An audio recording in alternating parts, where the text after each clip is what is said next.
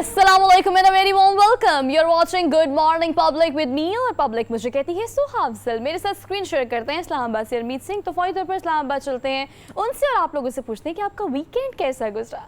अस्सलाम वालेकुम हरमीत पाजी, कैसे हैं आप? Good morning from Lahore studio.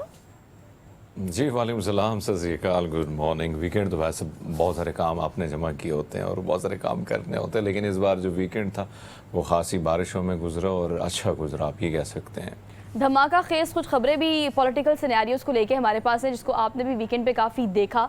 Social media हो, मेन स्ट्रीम मीडिया हो, आपका पॉलिटिकल शो हो या खबरें हो या मॉर्निंग शो हो, हर जगह आपको पता है काफ़ी चहमगोइयाँ रही सियासत में। लेकिन उसके बारे में हम डिटेल में डिस्कस ज़रूर करेंगे प्रोग्राम के आगाज़ में, चूँकि हम वीकेंड पे होने वाली हर हैपनिंग का कोशिश करते हैं कि आपको प्रॉपर तरीके से एड्रेस कर सकें और आपको बता सकें कि वो हैपनिंग जो अच्छी होती है, हमेशा अच्छी खबरें हम लेके आते हैं। तो वीकेंड पे एक और बुरी खबर भी आपने सुनी और देखी। अगर हम नवाबशाह के करीब हज़ारा एक्सप्रेस की 10 बोगियाँ जो उतर गई पटरी से, और जिसके बाद जो है कीमती जानों का ज़िया हुआ, पे दर पे ऐसे वाक़यात हरमीत पाजी होना। और उसके साथ एक और चीज़ जिसको मैं प्रोग्राम के आगाज़ में एड्रेस करना चाहती हूँ, हरमीत PIA हो या फिर हमारा रेलवे हो, ऐसे इंस्टीट्यूशन हमने बनाए जो कि दूसरे ममालिक के ऐसे तरक्याती प्रोग्राम जब शुरू किए जाते थे तो हम उनको ट्रेनिंग देने के लिए उनके मुल्क में जाया करते थे। ऐसे इदारे हमारे पास और ऐसे लोग हमारे पास हुआ करते थे। लेकिन आज अगर हम PIA की बात करें या रेलवे की बात करें या XYZ किसी भी इंस्टीट्यूशन की बात करें, तो हमारी ज़बूहाली यहाँ तक पहुँच गई है कि पे दर पे ऐसे वाक़यात होते हैं जो कि ना सिर्फ हमें बहुत बड़ी तादाद में कीमती जानों का ज़िया होने के साथ साथ माली नुकसान भी उठाना पड़ता है।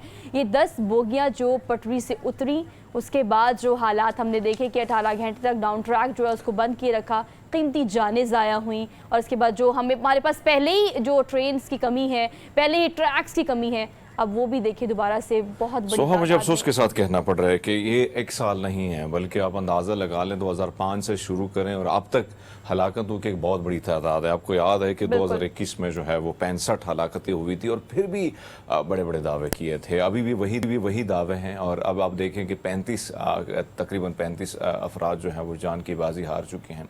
आपने दुरुस्त फरमाया कि रेलवे एक, अगर हम आस पास जो खुशहाल ममालिक हैं उनकी अगर हम देखें तो आज रेलवे में वो किस पोजीशन पर विराजमान है। और अगर हम देखें कि ये भी हमारे असासे नहीं थे, ये अंग्रेज़ों के थे और अंग्रेज़ों ने जिस तरह ट्रैक बिछाए जहाँ जहाँ बिछाए, आप ये देखें कि आज हमने उसको महदूद कर रखा है। बहुत सारे ट्रेन के जो लो हैं, जो पटरियाँ हैं, उसको उखाड़ के बहुत सारे ऐसे लोग हैं जो पॉलिटिक्स से रिलेटेड लोग हैं वो अपने घर लेके गए हैं। इसी तरह अगर मैं कहूँ तो आप निकलो, कैमरा उठाओ।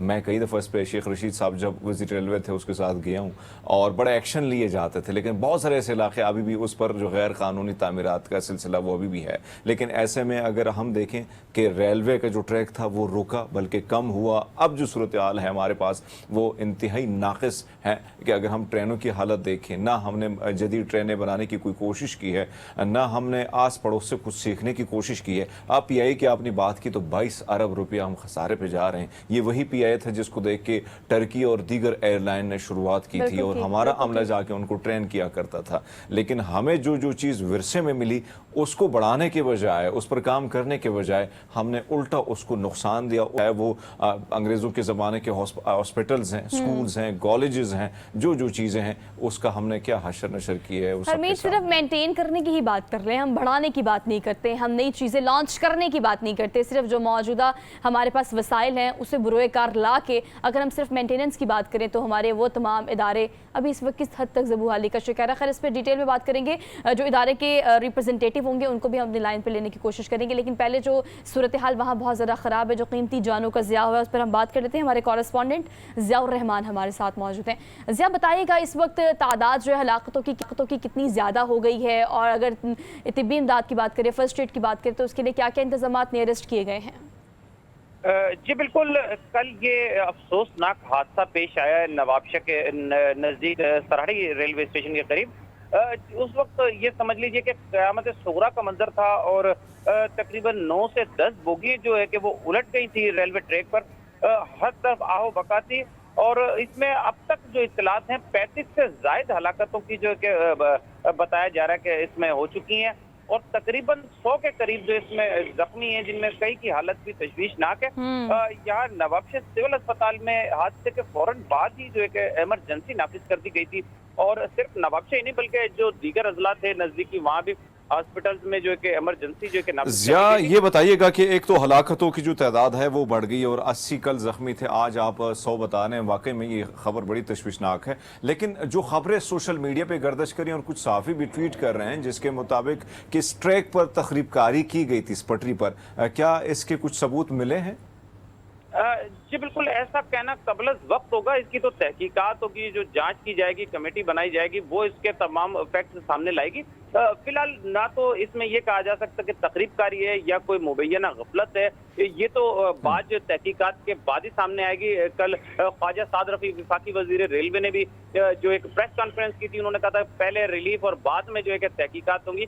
तो बहरहाल ये कई सवालात छोड़ गया है ये हादसा, क्योंकि माजी में भी इस किस्म से बड़े हादसा रेलवे में हो चुके हैं। लेकिन अफसोस की बात यह है कि इस पर अब तक कोई इस ठोस इकदाम नहीं किए गए। अच्छा ज़िया रहमान, ये बताइएगा कि देखिए ये जो हम रिवायती बातें कर रहे हैं ना, ये तो शायद हम हर प्रोग्राम में हर एक स्टोरी को कवर करते वक्त करते हैं कि हमारे इदारे ये करते हैं और जो जिम्मेदारान हैं वो जिम्मेदारी लेते नहीं हैं। ये बताइएगा कि एक मासूमाना सवाल ये कि कराची से हवेलिया ये जा रही थी ना ट्रेन, तो ऑब्वियसली अमले की कुछ रिस्पॉन्सिबिलिटीज़ होती हैं। आपने इंजन चेक करना होता है, आपने ट्रैक की क्लैरिटी चेक करनी होती है, आपने सब चीज़ों को मेक श्योर करके ही आपकी बनता तो यही है कि फिर ही आप ट्रेन को रवाना करें। अभी जो टेक्निकलिटीज सामने आ रही हैं वो क्या है कि इंजन में प्रॉब्लम था या फिर आपका जो अमला है वो इतना ट्रेंड नहीं था? क्या वजूहात इनिशियली सामने आ रही हैं जो कि भी दी गई हैं अमले की जानिब से? अमले की जानिब से अब तक कोई भी मौकिफ ऐसा कोई सामने नहीं आया। मतलब अगर बात करने की भी कोशिश की गई है कई जगहों पर, तो कोई रिस्पांस नहीं दिया जा रहा है। कई जगह खामोशी है। लेकिन जो हमने जो अब तक अपने जराए के मुताबिक कुछ इसमें जो हो सकता है कि मैं भी पॉसिबल कि शायद कोई टेक्निकल मसला भी सामने आ सकता है। और कुछ मुसाफिर जो है उनका ये कहना कि ओवरलोड भी थी गाड़ी, जो ट्रेन थी, पैसेंजर ज्यादा थे, तो मुख्तलिफ वजूहात हो सकती हैं। लेकिन ये जब कमेटी इसको चीज को तहकीकात सामने लाएगी और उस पर अमल दरामद होगा ताकि आइंदा हादसा। जी, आपने जो बात की कि रिलीफ, हम हमेशा देखते हैं कि रिलीफ के बड़े बड़े दावे और फिलहाल होते हैं और फिर उस पर अमल दरामद जब होता है तो हम देखते हैं कि किन मुश्किलात का सामना होता है लवाहिकीन को। आपको क्या लगता है कि किस किस्म का रिलीफ, खासकर अगर हम बात करें जो एक तरफ तो जो जान बहक हो चुके हैं, दूसरी जानब हम ये देख रहे हैं कि जो जख्मी हैं उनकी ट्रीटमेंट के हवाले से बताइएगा कि क्या उनको बाकायदा ट्रीटमेंट दी जा रही है सरकारी हॉस्पिटल के? तो अल्लाह ही हाफिज है, लेकिन क्या सूरत हाल है वहाँ? जैसे आपने कहा कि सरकारी हॉस्पिटल का तो अल्लाह ही हाफिज है, बिल्कुल बात ऐसी है। लाए गए जख्मियों को दी गई थी तिब्बी इमदाद, लेकिन चंद एक जहाँ हमारी बात हुई है, उनका यह कहना था कि यार हमें चोट तो बहुत ज्यादा लगी है, लेकिन इन्होंने हमें फर्स्ट एड देके जो कि भेज दिया है। लेकिन अगर शहरियों की बात की जाए तो खासा जज्बा नजर आया शहरियों की जानिब से। जो मकामी ताजिर थे उन्होंने अपनी मदद आपके तहत जो चंदे इकट्ठे किए हैं और पानी की बोतलें, खाने का इंतजाम, क्योंकि वहाँ जो पैसेंजर थे, दीगर जो अफराद थे, उनको खाना पहुंचाने के लिए जो मकामी लोग थे वो ठीक है ज़िया रहमान, अपनी मदद आपके तहत ही लोगों ने इनिशियल फर्स्ट एड किया है और अब लोगों की मदद की है। ऑल दो आपने रब्ता करने की कोशिश की है, एक रब्ता हमने भी किया है। बाबर अली रसात मौजूद है, तर्जुमान रेलवे हैं, उनको हम आज के प्रोग्राम में खुशामदीद कहते हैं। अस्सलाम वालेकुम sir. Sir thank you so much for joining us for good morning public. Sir कहिएगा, ये जो हादसा पेश आया है नवाबशाह के करीब हज़ारा एक्सप्रेस का, सर टेक्निकलिटीज़ की अगर कीप इन माइंड रखा जाए तो क्या वजूहात अभी तक अमला दे रहा है या फिर आपके जो डिपार्टमेंट है उनकी तरफ से आ रहे हैं कि क्या वजह बनी है इस हादसे की? देखें, इसमें जो तहकीकात जो हैं हमारे जो FGIR हैं उनकी सरबराही में अभी आगाज हुआ है उनका। तो जैसे कोई चीज़ सामने आती है तो वो इंशाल्लाह आपसे हम शेयर करेंगे। अभी इसमें तमाम शवाहिद इकट्ठे किए जा रहे हैं, बयानात कलम बंद करवाए जा रहे हैं, तो इसमें सेक्रेटरी रेलवे भी वहां पहुंचने वाले हैं। तो इंशाल्लाह ये हमारी फर्स्ट प्रायोरिटी है। बाबर अली रज़ा साहब, ये बताइएगा कि हम देखते हैं कि हादसात पे हादसात, तहकीकात पे तहकीकात, और फिर नतीजा वही कि फिर हम देखते हैं, खबर होती है कि 35 या 30 लोग जो हैं अपनी जानों से गए। क्या कोताहियाँ, कौन सी गलतियां हैं जो हो रही हैं? क्यों ये काम ट्रैक पे या रेलवे में या अमला जो है, कौन सी, कहाँ पे आपको ज़्यादा चीज़ें ऐसी नज़र आती जहाँ कोताही हो रही है?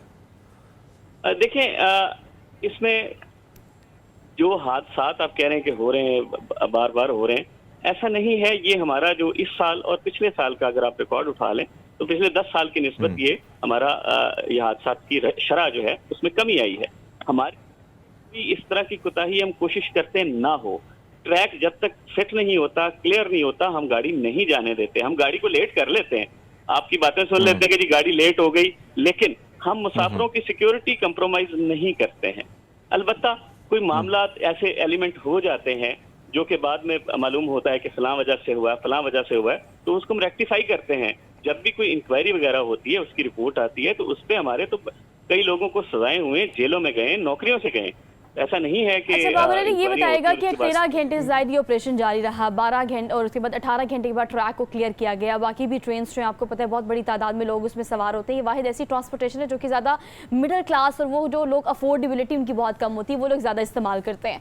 अब जैसे हरमीत ने प्रोग्राम के आगाज़ में कहा, आपको पता है कि हमारे पास सिर्फ वो वर्षा ही मौजूद है जिसको हम संभाले हुए हैं। नई ट्रेन मंगवाना, नया ट्रैक बनाना, अंग्रेज़ों की बनाई हुई कुछ चीज़ें जिसको हमने मेनटेन करना है या संभाल के रखना है, नई चीज़ें लॉन्च करने की तरफ अगर हम जाएँ या इन चीज़ों की मेंटेनेंस की बात करें, तो आपको किन मसाइल का सामना होता है जो कि आप लोग अभी तक एड्रेस नहीं कर सके? मेंटेनेंस हो गई, नई बोगियां, नई ट्रेन, नए इंजन, नए ट्रैक्स, इस पर कितना काम किया जा रहा है ताकि इस तरह के जो आप कह रहे हैं ना कि साल में एक दफ़ा ऐसा हो गया सर, उस एक दफ़ा में देखिए ना 100 से ज़्यादा जाने भी गई हैं, लोग जख्मी भी हुए हैं, हम तो ये भी अफोर्ड नहीं कर सकते। तो अभी इस वक्त कितना इस पर काम किया जा रहा है कि एक हादसा जो आप कह रहे हैं वो भी पेश ना आए? देखें, हादसा एक भी उतना ही तकलीफदेह है जितने ज्यादा, इसमें तो कोई दूसरी राय ही नहीं है। इंतहाई अफसोसनाक वाकया है, इसको तो ये तो बिल्कुल इस पे दूसरी राय ही नहीं है। जहां तक आपकी ये बात है ना कि इस पे क्या किया जा रहा है, तो आपके इल्म में होगा, पिछले साल हमें सैलाब से 525 अरब रुपए का नुकसान हुआ है। तो हमने without any assistance and help of the federal government हमने इसको अपने ऊपर खुद ही, हमारे वर्कर्स ने इसको बहाल किया। कोई दूसरा इदारा होता तो शायद ऑपरेशन अब तक भी ना बहाल किया जा सकता। तो बाकी जहां ये कह रहे हैं कि नई चीजें, तो नई चीजें उसी वक्त आ सकती हैं जब हमारे पास इतना रेवेन्यू हो। रेवेन्यू हम पैसेंजर और फ्रेट से तो अर्न करते हैं, लेकिन हमें बिरोनी कोई इस तरह की सपोर्ट नहीं होती। फेडरल गवर्नमेंट हमें, अच्छा बाबर, इंतहाई माजरत के साथ मुझे सिर्फ ये बता दें कि देखिए 18 घंटे गुजर गए हैं और ट्रैक क्लियर किया गया है, 12 घंटे तक ये ऑपरेशन जारी रहा। क्या अब तक कोई वजह सामने नहीं आ सकी कि अमले की गलती थी, टेक्निकल इशू था, ट्रैक क्लियर नहीं था, चीजें ठीक नहीं थी? आपकी जो भी आप रिपोर्ट फोरेंसिक बना रहे हैं उसके मुताबिक अब तक क्या वजूहत सामने नहीं आ सकी? हम किसी को ब्लेम नहीं देना चाहते इसमें। देखिए, जैसे ही चीजें सामने आएंगी, अभी तो स्टार्ट हुआ है ये सारा मामला, इस पे सारे बयानात कलम बंद होंगे, सारे शवाहिद इकट्ठे होंगे। सर जाने से पहले बाबर मुझे ये बाबर साहब, एक और चीज जो हमने देखा 2021 में, आपको याद है कि ढेरकी के मुकाम पर 65 लोग जो हैं वो तसादम दोनों ट्रेनों के दरमियान हुआ था, आपको ये भी याद होगा, और 150 लोग जख्मी भी हुए थे। अब अगर हम सूरत हाल को देखें, जो रिपोर्ट है, रिपोर्ट हमें मालूम है कि तहकीकात होंगी और उसके बाद जाहिर बात है बहुत सारी चीजें सामने आती, लेकिन फिर भी हम देखते हैं कि अगर ट्रेनिंग के हवाले से की बात की जाए, इससे गुज़िश्ता साल भी इस पर खबरें चल रही थी कि ट्रेनिंग का फुकदान है। इस हवाले से बताइए कि क्या कोई ट्रेनिंग के हवाले से कोई चीजें चल रही हैं स्टाफ के हवाले से? देखिए, ट्रेनिंग हमारा सारा अमला फुली ट्रेंड होता है। ऐसा नहीं है कि एक बंदे को एक काम नहीं आता और हम उसको उस काम पे लगा दें। हमारा एक गैंगमैन से लेकर ऊपर चीफ एग्जीक्यूटिव अफसर तक ऑपरेशंस की निगरानी कर रहा होता है। तो इस निगरानी में सारे एक से लेकर आखिर तक जितने लोग हैं सारे प्रोफेशनल हैं। प्राइवेट बंदे हम हायर नहीं करते इस तरह के, जो है आप आके ट्रेन चलाना शुरू कर दें या आप आके जो है ट्रैक चेक करें, ऐसा नहीं है। हमारा एक से एक इंजीनियर जो है और छोटा वर्कर जो है, चाहे बड़े ग्रेड का अफसर है, वो सारा वो फुली ट्रेंड है। और इस चीज में जाहिर रोजाना का उनका काम है, तो उसमें रोजाना की उनकी वर्किंग जो है उस पर आप अंदाजा लगा लें। ये हादसा हो जाना डेफिनेटली एक अफसोसनाक चीज है, वरना हम ट्रैक क्लियर होने तक किसी चीज को, किसी ट्रेन को चलने की इजाजत नहीं देते। अच्छा बाबर, लास्टली ये एड्रेस कीजिएगा, जैसे कि आपने कहा कि हम मेक श्योर करते हैं कि चीज़ें बिल्कुल ठीक हों, चाहे वो ट्रैक हो, चाहे वो पटरी हो, चाहे वो इंजन हो, अमला हो, सारी चीज़ों को देखकर उसके बाद ये प्रूव किया जाता है कि अब जो है वो ट्रेन रवाना की जाएगी। ये तमाम चीज़ें जो हैं वो इस ट्रेन के निकलने से पहले चेक की गई थी, सब कुछ क्लियर था? ये तहकीकात हो रही है ना, वही तो अर्ज कर रहा हूँ मैं आपसे बार बार कि ये तमाम बयानात कलम बंद होंगे। मैं आपको अभी ये कह दूं कि जनाब बिल्कुल ये ठीक था, तो मैं झूठ बोलूंगा। ठीक है बाबर, ये बता दें मैक्सिमम कितना टाइम, मैक्सिमम आपको क्या लगता है कि आपकी तमाम तर कोशिशों के बावजूद कितना वक्त लग जाएगा ये तमाम चीज़ें सामने आने में, और हम कब उस मसाइल का हल तलाश करने की तरफ अपना स्टेप फॉरवर्ड करेंगे? देखिए, ये भी एक स्पेकुलेटिव चीज है। FGIR जो हमारा हाईएस्ट ऑफिस है ना, वो इसकी इंक्वायरी कर रहा है, वो वहां पे मौके पे मौजूद है। वो जब सारी चीजें कंप्लीट कर लेंगे, फोरेंसिक से ये सारा कुछ हो जाएगा, जी। तो फिर कोई एक आपको टाइम बताया जा सकेगा। अभी मैं कोई एक ऐसे ही हवा में कोई चीज बता दूं तो वो मुनासिब नहीं रहेगा। मैं तर्जुमान हूं, मैं झूठ नहीं बोल सकता आपसे। ठीक है Babar Ali, thank you so much for being here. और आप देखिए उसके मुताबिक हमने वो रिवायती बातें तो हरमीत बहुत सुनी है और उसके बारे में बात करने की कोशिश भी की है, बट ऑल दो 18 घंटे गुजर गए हैं और उसके बाद 12 घंटे का ऑपरेशन भी हमने देखा कि जारी रहा, लेकिन उसके बावजूद भी अब तक ताहाल वजूहात जो है वो सामने नहीं आ सकी कि वजह क्या रही इस हादसे की। हमने क्विक ब्रेक लेनी है, ब्रेक के बाद वापस आती हूँ। Just keep watching, good morning public. Welcome back after the break. So basically आपको एक बार फिर से हम खुशामदीद कहते हैं आज के शो में, लेकिन आपको वेकअप कॉल हम ऐसे नहीं देंगे। एक एनर्जेटिक डोज होता है जो कि हम आपको हमेशा प्रोग्राम के आगाज में देते हैं, जिसको हम डेली डोज कहते हैं।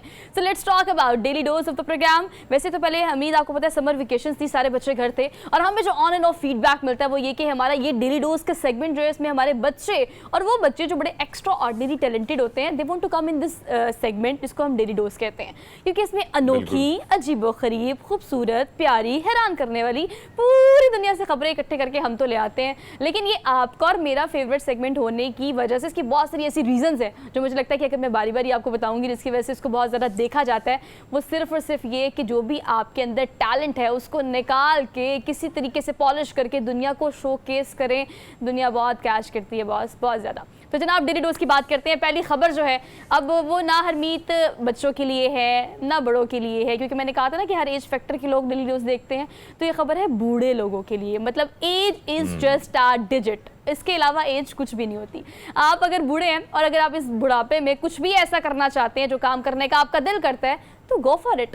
मतलब अगर समर वेकेशन की मैं बात करूं तो आपको पता है समर कैंप्स में ज़्यादातर हम ये देखते हैं कि हम बच्चों को रजिस्टर्ड करते हैं। लेकिन कैन यू इमेजिन कि 100 साल या 110 साल की एक खातून जिसने अपने आप को समर लिटरेसी जो कैंप होते हैं उसमें अपने आप को रजिस्टर्ड करा लिया, और सिर्फ रजिस्टर्ड नहीं कराया, पढ़ा लिखा, और उसके बाद जब हमने ये वीडियो देखी तो जनाब वो तो एक तो लिख भी रही है और ऊपर से अपनी क्रेडिबिलिटी भी बता रही है साथ साथ कि देखिए भाई मैं पढ़ रही हूँ, मुझे पढ़ना आता है और मेरी उम्र 110 साल है, और उसके बावजूद भी मैंने अपने आप को नहीं रोका, मैं ये करना चाहती हूँ तो सब मैं ये कर रही हूँ। तो एज कुछ नहीं होती है। मतलब आपकी बात दुरुस्त है। आपको एज की बात की जाए या करने पे आप आ जाएं तो फिर ये नहीं देखा जाता कि उम्र क्या है, लेकिन आप कर जाते हैं। और हमारे पास बहुत सारी ऐसी मिसालें हैं, बल्कि हम अपने टेलीविजन की स्क्रीन पर दिखा चुके हैं कि यूनिवर्सिटीज में एडमिशन लेने वाले की उम्र जो है वो 90 ईयर्स थी। फिर स्कूल में जो एडमिशन लेने वाली खातून अपनी नवासियों के साथ बैठी। फिर इसी तरह सवात में PhD करने वाले एक शख्स की उम्र तकरीबन 95 थी।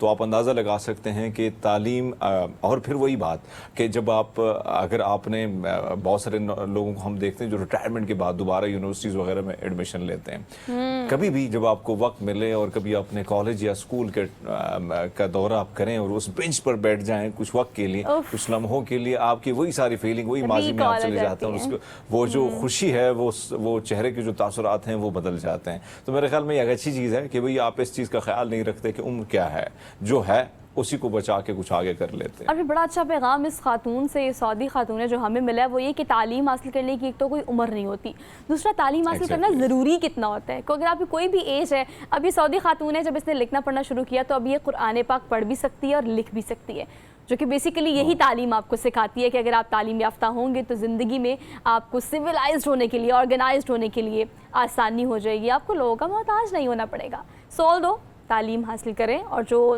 तालीम से भागते हैं, पढ़ाई से बच्चे जो भागते हैं ख़ासतौर पे, बड़ों बढ़ना काम करना पड़ेगा। आगे बढ़ते हैं, अगली खबर आपको देते हैं। अगली खबर बेसिकली जो है वो किसी पेट को लेके है। Oh my god, look at the size of this pet. मतलब ये बिल्ली नहीं है, ये बिल्लियों का आलम चन्ना है अगर मैं कहूँ तो, क्योंकि आप इसका साइज चेक करें। अच्छा, ये रूसी पालतू बिल्ली है जो अपनी वसी कद और कामत की वजह से सबको हैरान परेशान कर रही है। तो हमने सोचा हम आपको भी हैरान परेशान कर देते हैं इसका साइज दिखा के। ये एक स्पेसिफिक नस्ल है जो खासतौर पर हरमीत रूस में ही पाई जाती है, लेकिन जो इसको रखने वाले हैं ना, मतलब जिन्होंने पेट रखा हुआ है, तो उन पर हैरान हूँ कि ऑब्वियसली आपको इस साइज़ के मुताबिक इसके सारे उसके रहना सहना, खाना पीना, हर चीज़ को मैनेज करना पड़ता है। लेकिन नॉर्मली आप बिल्लियाँ छोटी साइज़ की देखते हैं जो कि आप गोद में रखते हैं, पिक्चर्स वीडियोस बनाते हैं और हम उनको सोशल मीडिया पे देखते हैं, लेकिन इसका साइज वैसे अगर हम देखें बहुत सारी मुनफरिद किस्म की चीज़ें आपको नज़र आ जाती है। मैंने बहुत सारे ऐसे जानवर देखे जो यहाँ पे देखे, फिर बाहर देखे, और फिर उनकी मुख्तलिफ नस्लें देखी। और आप इस बिल्ली की अगर बात कीजिए तो बड़े शौक से बहुत सारे लोग पालते हैं और बड़े खूबसूरत बिल्लियाँ जो है उन्होंने घर में रखी होती हैं। और आपने दुरुस्त फरमाया कि इनका फिर ख्याल रखना वो भी बड़ा मुश्किल है, क्योंकि इनकी कद क़ामत को अगर आप देखें तो जिस किस्म से साइज़ है वो ये इतना बड़ा और फिर इतनी क्यूट सी, सो है तो काफ़ी वो मुख्तलिफ और काफ़ी मुनफरिद। और ज़ाहिर बात है अगर मुनफरिद और मुख्तलिफ ना होती तो क्या आप आज हम दोनों जिक्र करते इसका? बिल्कुल भी नहीं। लेकिन अगर आपने पेट घर में रखना है तो ऑब्वियसली, अगर आप इसकी बात करें, ऑब्वियसली एक इंटरव्यू देते हुए किस बिल्ली को हाथ में पकड़ के जो खातून है जिसने पेट रखा हुआ है, उनका कहना ये था कि सिर्फ देखने में बहुत आसान लगता है, pet is just like a baby. मतलब आपको बच्चों की तरह रखना पड़ता है ना, बहुत ज़्यादा ख्याल ख्याल। और जिस नस्ल की ये बिल्ली है, ऑब्वियसली कहा जाता है कि कद्दो-कामत में बहुत ज़्यादा आपको ह्यूज लग रही होगी, लेकिन ये बहुत सेंसिटिव है जनाब। इसका कलर देखें और इसकी आंखें देखें और इसकी खुराक का ख़ास ख्याल रखना पड़ता है। एक ब्रीड होती है ना, उनका ख़ास ख्याल रखना पड़ता है। तो पेट रखना इतना आसान काम नहीं है। और दो अगर सोच रहे हैं आप पेट रखने का, तो फिर ये बिल्ली ज़रूर रखें। पाकिस्तान से भी कोई ना कोई ख़बर हम इस तरह की ज़रूर देंगे कि आप ये पाकिस्तान के इस इलाके में ये वाला पेट है। अच्छा जी, आगे बढ़ते हैं, अगली खबर आपको देते हैं। अगली खबर हमने देनी है आपको एक बहुत ही फिल्मी, बहुत ही ड्रामेटिक, बहुत ही एक्शन मूवी का ये एक सीन है, जो कि एक्शन मूवी का सीन नहीं है, ये रियलिटी बेस है। मतलब नाइजीरिया से हम आपको ये खबर देंगे जहाँ पर एक तैयारा जो है वो सड़क पर गिर पड़ा। लेकिन आपको पता है, ऑब्वियसली आप देखते हैं कि फिल्मों में खासतौर पर एक्शन मूवीज़ में कि अगर कोई इस तरह का तैयारा होता है तो उसका ब्लास्ट पहले एयर में होता है, हवा में उसका ब्लास्ट हुआ, उसके बाद जो ज़मीन पे गिरा तो उस पर आग लग गई। लेकिन ये रियल स्टोरी है कि ये एक टूरिस्ट कंपनी का सिविल तैयारा था जिसमें दो जो है वो लोग सवार थे और एक पायलट था और एक साथ जो ऑब्वियसली तरबियती वर्कशॉप कह सकते हैं या आप इसको ट्रायल फ्लाइट कह सकते हैं। ये ट्रायल फ्लाइट चल रही थी, लेकिन आई डोंट नो कोई टेक्निकल इशू हुआ होगा। और उसके बाद जब ये हमने सीन देखा तो इस सीन की सबसे अमेजिंग बात जो उम्मीद ये थी कि एक्शन मूवीज़ के हीरोज़ की तरह पायलट अंदर से निकल आया जिंदा। और ना सिर्फ जिंदा बल्कि वो कहता है ना कि जाको राखे साईं मार सके न कोई। जब आपकी ज़िंदगी लिखी हो तो फिर ऐसे शोलों से आप निकल ही आते हैं। लेकिन हाँ, मुनफरद है बिल्कुल हॉलीवुड की बॉलीवुड की फिल्म का एक सीन लग रहा है कि जैसे अचानक इन शोलों से आप बाहर निकलते हैं और आप देखते हैं कि हैरान भी होते हैं, परेशान भी होते हैं कि भैया मैं कैसे बच गया। लेकिन बहरहाल बचाने वाले वही अजीम ज़ात है कि जो बचा ही लेती है आपको। बिल्कुल ठीक। तो मूवीज़ में जो होता है ना, दरअसल वो रियलिटी बेस ही होता है। इसकी ये एक लाइव एग्जांपल है कि जो मूवीज़ में आप एक्शन वैक्शन देखते हैं, दरअसल वो हकीकत में भी हो सकता है, तभी तो उसको पिक्चराइज किया जाता है। तो जनाब ये सीन जो है ये काफ़ी वायरल हुआ है। ऑब्वियसली जिसे अल्लाह रखे उसे कौन रखे, बस यही बात होती है। बस आपकी जान के दिन जितने इस दुनिया में वो आपने गुजार के जाने, तो जनाब अच्छे से खुशी से गुजार के जाएं, बिला वजह परेशान ना हो, अच्छे से अपने दिन का आगाज़ करें। हम आते हैं एक छोटी सी ब्रेक के बाद और शो को कंटिन्यू करेंगे। You just keep watching. Welcome back after the break. सियासी सिनेरियो की अगर हम बात करें, पाकिस्तान की सियासत का मंजरनामा रोजाना की बुनियाद पर तब्दील हो रहा है। धमाका खेज खबरें वीकेंड पे जो है वो आपने सुनी भी देखी भी। पाकिस्तान तहरीक इंसाफ के चेयरमैन इमरान खान जो है 3 साल कैद की सजा सुना दी गई, डिस्क्वालीफाई कर दिया गया, अटक जेल में इस वक्त वो मौजूद हैं। और अब उसके बाद अगर अहम बात की बात की जाए, जिस बारे में बात करनी चाहिए उसके बारे में बात की जाए, तो अब नई मरदमशुमारी के तहत इंतखाबात कराने की बात की जा रही है। बहुत लंबे अरसे से कहा जा रहा था कि इंतखाबात नई मरदमशुमारी कराने के तहत होने की वजह से डिले हो सकते हैं, लेकिन अब ये चीज़ आहिस्ता आहिस्ता श्योरिटी की तरफ जा रही है। नई मरदमशुमारियाँ मतलब नई हल्का बंदियाँ भी। तो इस पर हम बात कर लेते हैं। एनबीसी हमारे साथ मौजूद है, नासिर बेग शुक्रिया, उनको आज के प्रोग्राम में खुशामदीद कहते हैं। अस्सलाम वालेकुम सर। वालेकुम, good morning. Good morning, thank you so much for joining us for good morning public too. Sir कहिएगा, फर्स्ट ऑफ ऑल तो वीकेंड पे जो गिरफ्तारी हुई उस हवाले से मैं चाहती हूँ कि आप ज़रूर रिव्यू करें। सेकेंडली तो नई मरदमशुमारी के तहत इंतखाबात कराने की बात की जा रही है, मुश्तरका मुफादात कौंसिल की बात की जा रही है, उसके फैसले की बात की जा रही है। तो कहा जा रहा है कि 4 से 6 हफ्ते मजीद डिले हो सकते हैं। सिर्फ 4 से 6 हफ्ते या आपको ज़्यादा डिले भी लगता है?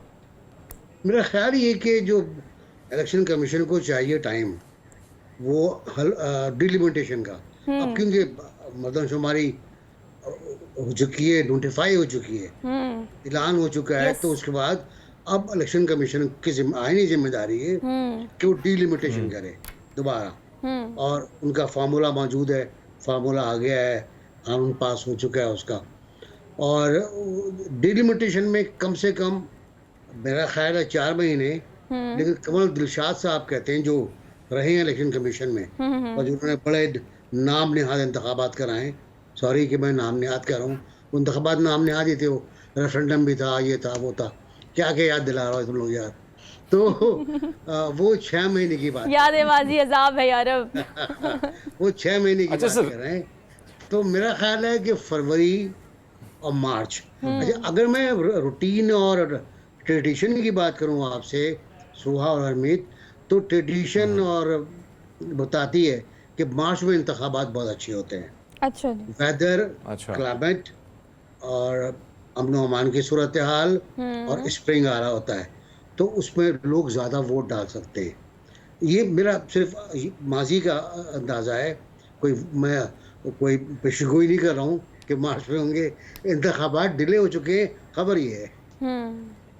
ठीक है जी। जो हम कहते थे ना सर कि अगर हम 90 में, 90 देखें में, जो वो सब फारिग हो गया। परसों सैटरडे की बात सोहा ने आपसे सवाल किया, सवाल करने से पहले मौलाना जफर अली खान साहब का एक शेर है सर, है नई रविश की ये अदालतें, निराले ढंग के हैं फैसले, न नज़ीर है न दलील है न अपील है। सर 30 मिनट में 30 पेजेस का फैसला, और जैसे फैसला हुआ फिर आप ये अंदाजा लगा लें कि इस्लामाबाद पुलिस ने ही जाना था, लाहौर की पुलिस इतनी एक्टिव हो गई। तो सर आपको लगता है कि जो 53,000 केसेस हमारे पड़े हैं, अब चीज़ें बड़ी तब्दील हो रही हैं, हालात बदल रहे हैं, पुलिस भी एक्टिव हो रही है और अदालतें भी बड़ी एक्टिव हो रही है सर? देखिए अरविंद, ये बात हम आज नहीं कर रहे हैं, कल भी करते रहे, उससे पहले भी करते रहे। हर सियासी खेल और सियासी केस इसी तरह प्रायोरिटी पे चलता है। आप देखें ना, अगर आप अपनी हिस्ट्री को आप देखें, मैं फिर जाऊंगा 1956 में, फिर आप लोग चिल्लाएंगे जस्टिस बुंटी ने जो असम्बली तोड़ी, कौमी असम्बली तोड़ी और अलाउ किया, पहला पत्थर पाकिस्तान पे मारा उन्होंने पाकिस्तान तोड़ने के लिए, वो तो जस्टिस मुनीर थे ना, जिन्होंने विद इन 2 डेज असम्बली तोड़ने का ऑर्डर जारी कर दिया। जी बिल्कुल सही है, गवर्नर जनरल का। भुट्टो केस देख लें आप, बेनज़ीर केस देख लें, नवाज शरीफ केस देख लें, कि किताब में जब पनामा से कुछ नहीं मिला, वकील साहब भी यही थे, ख्वाजा हारिस, जब पनामा से कुछ नहीं मिला तो अकामा निकाल लिया गया, अकामा काली किताब से निकाला गया, काली किताब का जिक्र पिटिशन में था ही नहीं, पिटिशन में अकामे का जिक्र नहीं था। तो वो भी देखे ना कितना स्पीडी काम हुआ था कि जनाब मॉनिटरिंग जज रख दिया गया था।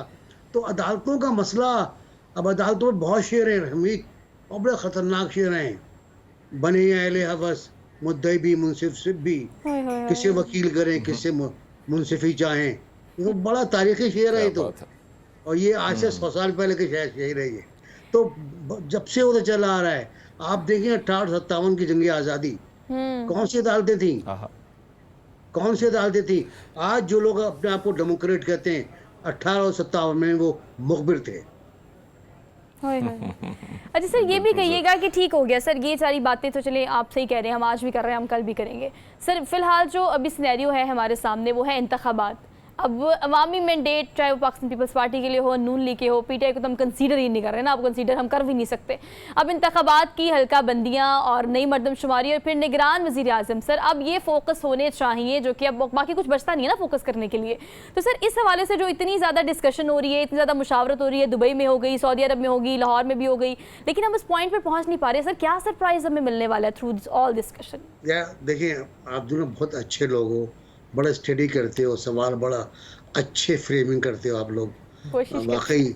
लेकिन मैं ये बता दूं आपको कि मैं आपसे 4 महीने पहले एक नाम ले चुका हूँ। अच्छा, वो नाम मैं आज भी कायम हूँ, हफीज शेख का। यही बात है सर, यही बात है। बार-बार राना मैं सनाउल्लाह साहब जबरदस्त, भी यही कहते हैं, राना सनाउल्लाह साहब भी यही कहते हैं। जो चीजें आ रही हैं वो भी इसलिए यही आ रही हैं जो सब नाम ये आपने लिया है। लेकिन एक और सब चीज सर बेकार है। आपसे जानना चाहेंगे।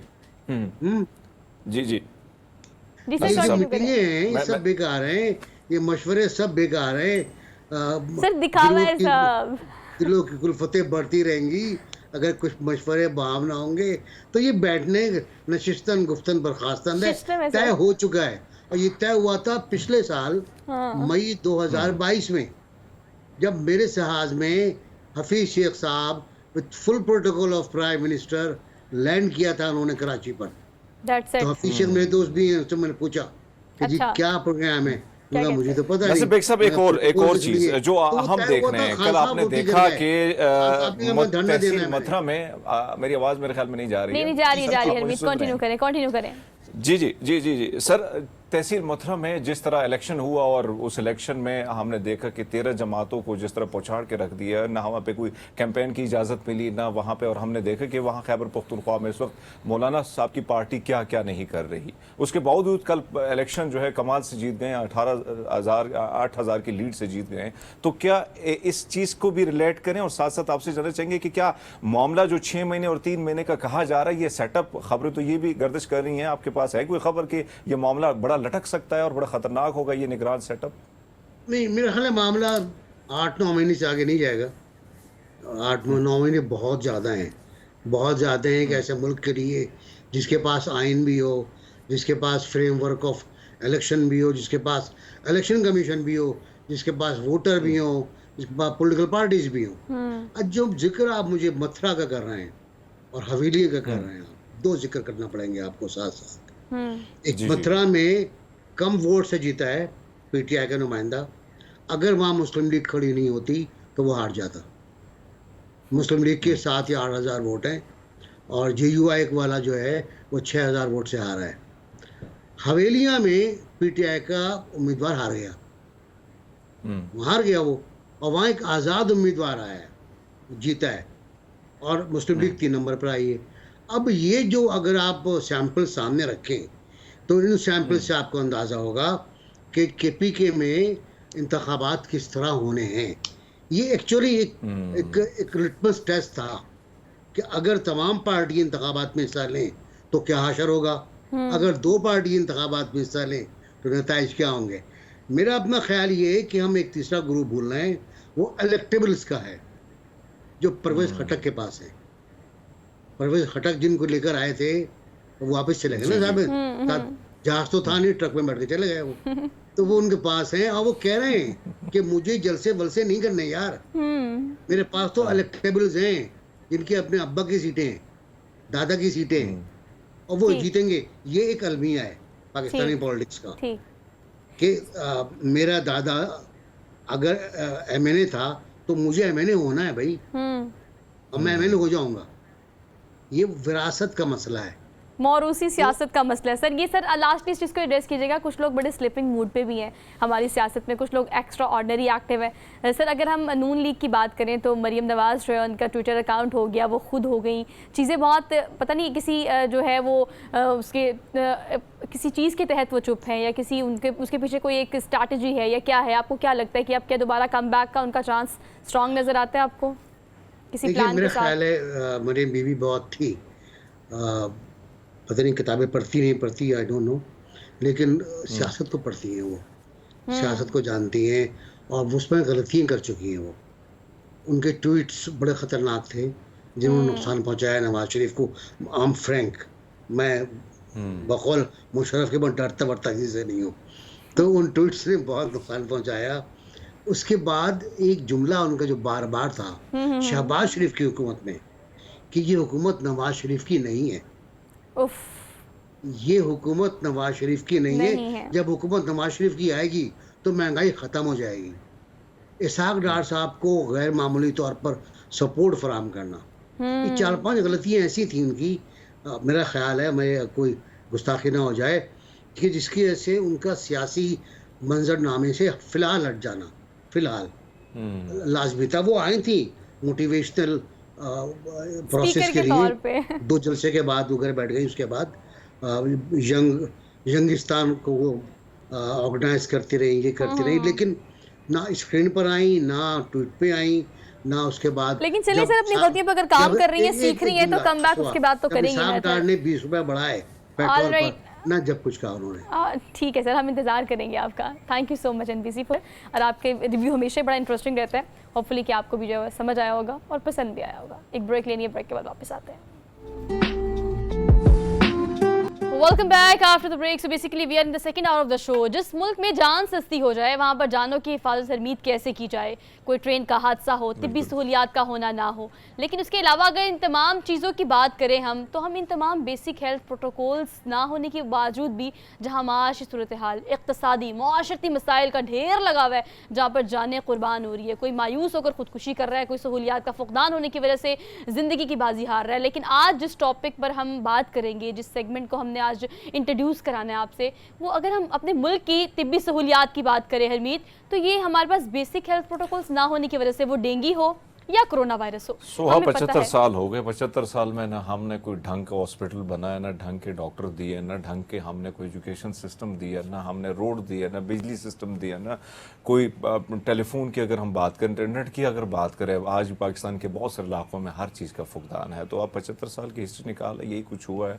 सिर्फ तरक्की कर गए हैं, सिर्फ 1% या 2% जो लोग हैं उनका आप कह सकती हैं। बाकी तो जो हाल है और जो बुरा हाल है, हॉस्पिटल की तरफ आप जाते हैं तो अगर आपके पास सिफारिश नहीं, तो डॉक्टर का जो मुंशी खड़ा होता है वो डॉक्टर से ज्यादा पावरफुल नजर आते हैं, और जो धक्के दिए जाते हैं वहां पे वो आपके सामने पूरी स्टेशन में आप जाएं फायर लेके कौन करता है? आप इस्लामाबाद की मैं बात करूँ, लाहौर की तो छोड़ दें, सिफारिश ना होते फायर दर्ज नहीं होती। अच्छा। इसी तरह आप जाके अदालतों का हाल देख लें। हरमीत, रियलिस्टिक अप्रोच यही है कि सादा और आम फहम गुफ्तगू की जाए अपने सेगमेंट में, जहाँ पर बेसिक हेल्थ प्रोटोकॉल्स हमारे मुल्क में नहीं है। डेंगू हो, कोरोना वायरस हो, हमने बहुत बड़ी तादाद में लोगों को अपनी जानों से हाथ धोते देखा है। लेकिन एक इशू जिस पर हम आज बात करेंगे, गुर्दा ट्रांसप्लांट की अगर हम बात करें, गैर कानूनी बड़ी तादाद में अताई डॉक्टर्स गली मोहल्ले के क्लिनिक्स पे आपको नजर आते हैं, जो कि लोगों की जानों से खेल रहे होते हैं। लेकिन यहाँ पर Punjab human organ transplant authority ने एक छापा मारा, एक रेड किया। कहाँ पर? उकाड़ा के एक क्लिनिक पे, और वहाँ पर अहमद नामी, वो जिसका ताल्लुक बहावलपुर से है, उसका गुर्दा ट्रांसप्लांट किया जा रहा था। और चूंकि वो आपको पता है गैर कानूनी काम है, एक तो काम ही गैर कानूनी है, ऊपर से किस तरह से वो किया होगा, डॉक्टर्स कितने ट्रेंड होंगे, डॉक्टर होंगे या नहीं होंगे, ये एक सवालिया निशान है। लेकिन अहमद जो है वो जान पर ना सका और अपनी जान की बाजी हार गया। लेकिन इस पर ओबियसली आज हम बात कर लेते हैं। अदनान भट्टी हमारे साथ मौजूद हैं, डेप्यूटी डायरेक्टर विजिलेंस सेल हैं। इनको आज के प्रोग्राम में हम खुशामदीद कहते हैं। अस्सलाम वालेकुम सर।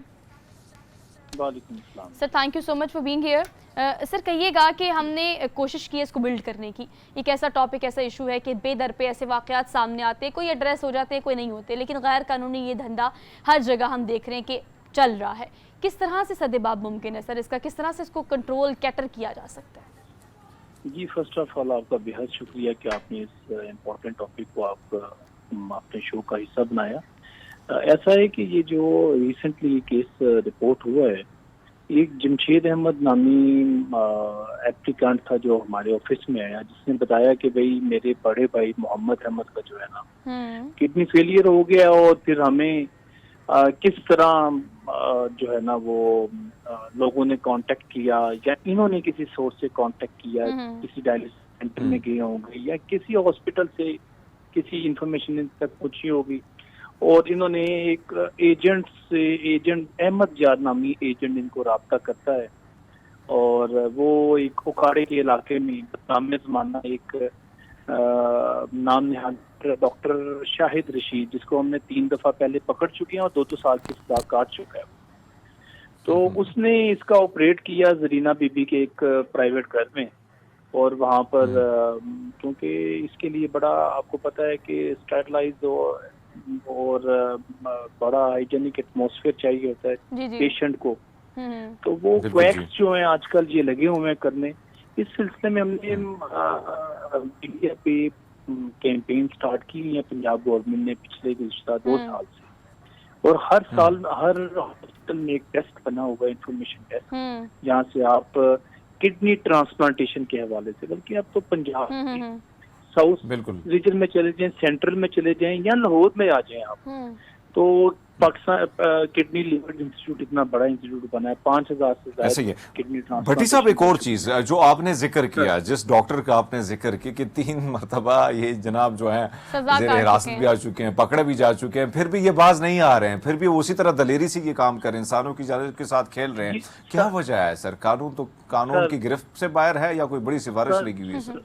जी सर, मैं ऐसा करता हूँ, एक्चुअली में पंजाब ह्यूमन ऑर्गन ट्रांसप्लांटेशन की तरफ से प्रोसिक्यूशन में कुछ फ्लॉज हो जाएं, लेकिन हमारी लीगल टीम या विजिलेंस के हवाले से एफआईआर में कोई कमी कोताही नहीं छोड़ी जाती। एक्चुअली में ऐसा है कि चालान मुकम्मल ना हो, गवाहान मुकम्मल ना हो, तो सजाए मौत का जो कैदी है वो भी 14 माह बाद जो है ना उसे भी उसकी जो है ना बेल हो जाती है, फिर वो ट्रायल भुगता है। लेकिन ये इतना घिनौना माफिया, इनके लिए सजाएं, इसी मामले पर सजाएं सख्त करने के लिए कानून में अमेंडमेंट लॉ डिपार्टमेंट जा चुकी है, हेल्थ डिपार्टमेंट से रूट होकर। इनकी सजाएं जो है वो 20 साल कर दी हैं, जुर्माना जो है 10 करोड़ रुपया कर दिया है, और नॉन कंपाउंडेबल ऑफेंस बना दिया है, इसको बन जाएगा ये इंशाल्लाह। सर, ये सिफारिशात इंशाल्लाह तो आपकी तरफ से गई हैं, इंशाल्लाह इस पर काम भी किया जाएगा। होपफुली हम चाहते भी ये कि सर इस तरह से कोई सदेबाब किया जाए, ताकि दोबारा कोई इबरत का निशान इस तरह से बने कि दोबारा लोग करने से पहले 1000 दफ़ा सोचे कि हमने इंसानी जानों के साथ इस तरह से नहीं खेलना। लेकिन सर, ये जो क्रैक डाउन हुआ है, ये कोई क्रैक डाउन चल रहा था, ये वक्तन फ़वक्तन आप लोग अगर विजिलेंस की बात की जाए तो जाकर रेड किया जाता है, चेक किया जाता है? क्योंकि सर सब भी रेड करने जाते हैं, कोई ना कोई इस तरह का गैर कानूनी धंधा पकड़ा जाता है, नजर आता है, मतलब ऑन एंड ऑफ ये चीज़ें चलती रहती हैं, रुकती नहीं है। तो आपका कोई क्रैक डाउन चल रहा है, स्पेसिफिक कैंपेन चल रही है जिसके थ्रू ये रेड किया गया है? जी मैडम, वो ऐसा मैं अर्ज करूंगा कि Punjab human organ transplantation authority की अगर 36 जिले हैं पंजाब के या 38 जिले हैं, तो 38 डिस्ट्रिक्ट विजिलेंस कमेटीज हैं हर Okay. जिले की अपनी, जिसे हेड जो है वो वहाँ का डीसी करता है, ठीक। और उसके साथ डीपीओ, स्पेशल ब्रांच, आईपी, वहाँ के लीडिंग हॉस्पिटल का एमएस जो है ना वो मेंबर्स होती हैं। हम्म। वो फिर हमें फोर्टनाइटली या मंथली हमें रिपोर्ट भेजती हैं कि इधर कोई इलीगल ट्रांसप्लांट सर्जरी हो रही है या नहीं हो रही। लेकिन हमारा जी। बेसिकली जो मैक्सिमम जो हम रेट करते हैं वो इंफॉर्मेशन बेस्ड करते हैं, अपने जो है इन्फॉर्मर्स के जरिए इनको करते हैं या ठीक। इनको भट्टी विजिलेंस साहब, जाहिर बात है कि रिपोर्ट आपके सामने आती होंगी और आप रेड भी करते हैं। अभी तक कितने ऐसे डॉक्टर जो हैं वो कानून की गिरफ्त में आ चुके हैं आपके पास इस किस्म की कोई यस रिपोर्ट? सर जी, बड़ा इम्पोर्टेंट आपका क्वेश्चन है जी। इसमें सर बिल्कुल इसमें इस टाइम 7 मेन जो गैंग्स हैं वो बस्ट किए हैं हमने, और अभी वो कानून की तहवील में है अभी तक।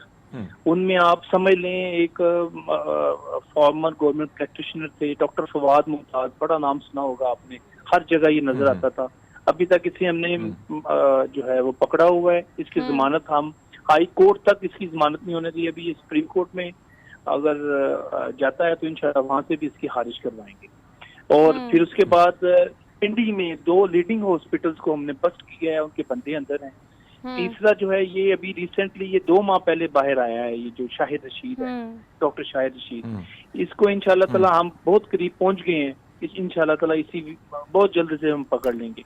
हमने लाहौर के 2 हॉस्पिटल्स में जो प्राइवेट हॉस्पिटल्स में ये छुपे होते थे, या ये कोठीनमा में प्राइवेट प्लेसेस पे जो करते थे उनको पकड़ लिया है।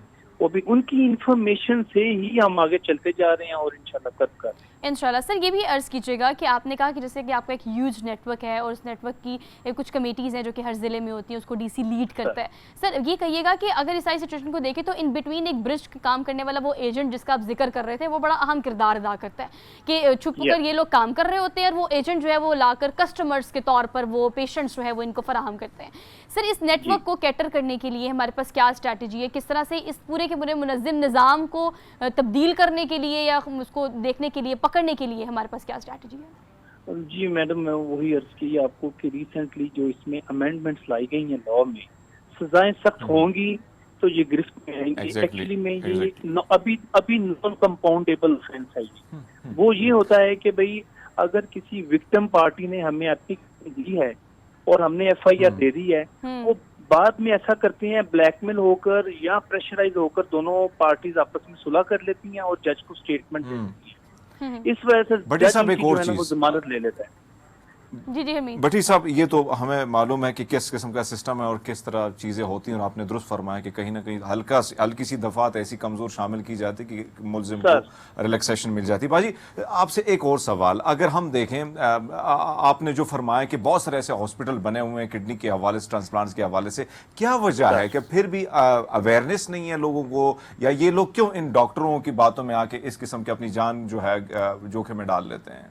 सर मैं वो अर्ज करूंगा आपको, ये तादाद बहुत कम रह गई है। पंजाब से ये निकल कर लोग पंजाब, अब ये जो इलीगल ट्रांसप्लांट सर्जरी की है ये इक्का दुक्का आपको नजर आएंगे, बहुत ज्यादा तादाद नहीं है। वो इसलिए है ये तादाद में डिमांड एंड सप्लाई का जो है ना वो फुकदान है। डिमांड बहुत ज्यादा है, डोनर्स मौजूद नहीं होते फैमिलीज में, या मौजूद होते तो वो बिलिंग नहीं होते डोनेट करने को अपने ऑर्गन जो है, इसलिए कि लोग किसी न किसी मजबूरी के तक जो है शॉर्ट के लिए ना से बहुत आसान दे है। हमने हमारी वेबसाइट है, हेल्पलाइन है, प्रिंट मीडिया पर, इलेक्ट्रॉनिक मीडिया पर, सोशल मीडिया पर हम कैंपेन डेली बेसिस पे कर रहे हैं। और कि इसकी बड़ा आसान है कि हमारे तकरीबन 70 के करीब पंजाब में रजिस्टर्ड हॉस्पिटल है, सरकारी और नीम सरकारी। आप किसी ने भी जाएं, अपनी इवेल्युएशन करवाएं, डोनर और पेशेंट की जो है वो टेस्ट करवाएं, वो फाइल हमें भेज देंगे, हम उसे एनालिसिस करके आपका इंटरव्यू करके आपको उसी दिन लेटर दे देती हैं, आप जाकर तो अपना ट्रांसप्लांट करवा लें। लेकिन लोग शौक ढूंढते हैं कि पता नहीं क्या हो जाएगा क्या नहीं हो जाएगा। नो डाउट कि इसमें पंजाब बहुत बड़ा सूबा है, अवेयरनेस की कमी कह सकती हैं आप, लेकिन हम उसको अवेयरनेस की कमी को दूर करने के लिए और पब्लिक सेमिनार और ये कर रहे हैं। ठीक है अदनान साहब, ये तो हमने बात कर ली मैनेजमेंट की, हमने बात कर ली इदारों की। वज़ीर सेहत को ऑब्वियसली इस हवाले से काफ़ी सीरियसली इस पर एक्शन भी लेना चाहिए ताकि इसको मजीद भी आगे जाके कंट्रोल किया जा सके। लेकिन आवाम की अवेयरनेस की अगर आपने बात करें, आपने हेल्पलाइन का जिक्र भी किया, अभी आपने ये भी बताया कि लोगों को इस हवाले से अवेयरनेस होनी चाहिए कि अगर इस तरह का कुछ काम होता वो देखते हैं तो आप लोगों को इन्फॉर्म करें। लेकिन सर एक आम शहरी, एक आम ले मैन जो बीमार है, जिसके घर में कोई ऐसी बीमारी जिसका इलाज मुआवजा कराने के अलावा उसके लिए कुछ इंपॉर्टेंट नहीं है, वो किस तरह से इस चीज़ को जज कर सकता है? वो तो उसको प्रोफेशनल डॉक्टर ही समझ रहा है। अगर मशीनरी की बात की जाए, बगैर सर्टिफिकेशन के, बगैर डॉक्टर के सर्टिफिकेट के आपको मशीनरी भी मिल रही है, आप एक धंधा भी चला रहे हैं, आप काम भी कर रहे हैं, एक आम शहरी किस तरह से जज कर सकता है? उसके लिए हमें उन्हें किस तरह से गाइड और अवेयर करना चाहिए? मैडम वो उसके लिए आपको पता है हर हॉस्पिटल में एक यूरोलॉजी वार्ड मौजूद है। कभी भी केस या ट्रेशरी केयर में या किसी जगह पे भी पेशेंट जाता है तो वो इमरजेंसी में जाता है, वो कंसर्न वार्ड में चला जाता है। ठीक है। एक्चुअली मैंने आपको कहा इलीगल ट्रांसप्लांट सर्जरी की जो रेशियो है वो बहुत कम है, बहुत कम है। अब अल्हम्दुलिल्लाह हमारी कैंपेन से 3 से 4 साल की मेहनत से अब ये रिजल्ट निकल रहा है कि पेरिफेरीज में चले गए हैं लोग, कुछ बहावल नगर के किसी घर में चले गए हैं और काटे के किसी बस्ती में चले गए हैं। तो आज इंशाल्लाह थोड़ा इन पे काबू पा लिया जाएगा। मेन जो ग्रोथ है वो हमने पकड़ चुके हैं। इंशाल्लाह इस के हवाले से भी हम किसी वीक में बड़ा एक बस्ट करेंगे कैंप को। ठीक है। ऑल राइट अदनान भट्टी साहब, thank you so much for being here. और जो बातें हैं की हैं, आपने भी जो सवाल किए बिल्कुल वैलिड थे, लेकिन यहाँ पर ये बात करना बहुत ज़्यादा ज़रूरी है कि हमारी स्क्रीन के उस तरफ जो पब्लिक बैठी है उन्हें बताना बहुत ज़्यादा ज़रूरी है कि आपकी जान सबसे ज़्यादा कीमती है, कि आपके प्यारों की जान सबसे ज़्यादा कीमती है। ज़रा से कम पैसों की वजह से हरमीत हम किसी अताई डॉक्टर के पास जाके जो जान बच जानी होती है उसको गवा देते हैं। तो इस बारे में अवाम को अवेयर करना आपको याद होगा कि हमारे मारूफ एक कॉमेडियन, उनकी जो साहबजादी थी उसी तरह उसका भी इसी तरह ऑपरेशन हुआ था, ट्रांसप्लांट हुआ था, और फिर वो मारूफ कॉमेडियन उसी दुख में अमेरिका में उनकी फिर डेथ हुई। तो यकीन माने कि इस किस्म की चीज़ें जो आ रही हैं और इस किस्म की रिपोर्ट्स आ रही हैं, और फिर आपने जो बात की कि थोड़े से पैसों के लिए आप अपनों की और अपनी जान जो है जोखिम में डाल लेते हैं, तो बेटर है कि हॉस्पिटल जाएं।